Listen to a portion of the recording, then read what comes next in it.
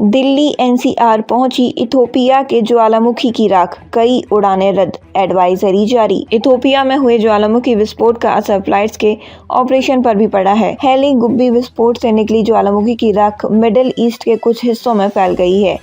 इससे Muscat flight information reason से गुजरने वाले रूट पर असर पड़ा है। इस कारण KLM रॉयल डच एयरलाइंस ने अपनी दिल्ली एम्स्टर्डम फ्लाइट रद्द कर दी है।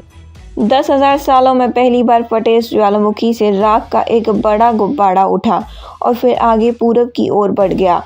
टूलूज वोल्केनिक ऐश एडवाइजरी सेंटर ने यह भी बताया कि ज्वालामुखी से राख का एक बड़ा गुब्बारा उत्तरी भारत की ओर बहने लगा है। अब यह राख दिल्ली NCR पहुंच चुकी है। DGCA ने इस संबंध में एयरलाइंस को एडवाइजरी जारी की है। अकासा इंडिगो की फ्लाइट रद्द, राख के घने बादल पहुंचने से दिल्ली NCR में हवा की क्वालिटी और गिरने की संभावना है। अकासा एयर ने राख के कारण 24 और 25 नवंबर को जेदा, कुवैत और अबू धाबी आने वाले उसकी फ़्लाइट्स कैंसिल कर दी हैं। इंडिगो ने भी अपनी कुछ फ़्लाइट कैंसिल कर दी हैं। इंडिगो ने कहा कि इथोपिया में हेली गुब्बी ज्वालामुखी के हाल ही में फटने के कारण राख के बादल भारत के कुछ हिस्सों की ओर बह रहे हैं। हम आपको भरोसा दिलाना चाहते हैं कि आपकी सुरक्षा हमारी सबसे बड़ी प्राथमिकता है।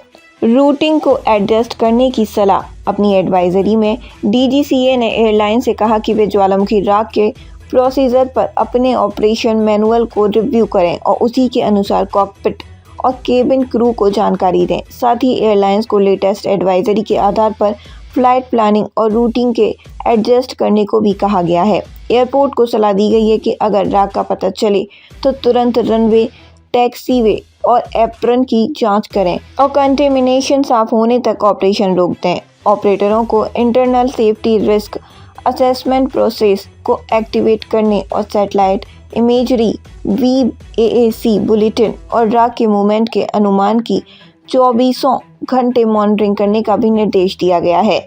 वहीं एयरलाइंस की तरफ से यात्रियों को भी अपडेट जारी किए गए हैं। स्पाइस जेट ने कहा कि दुबई से आने वाले यात्रियों को सलाह दी जाती है कि वे अपने उड़ान की स्थिति पर नज़र रखें।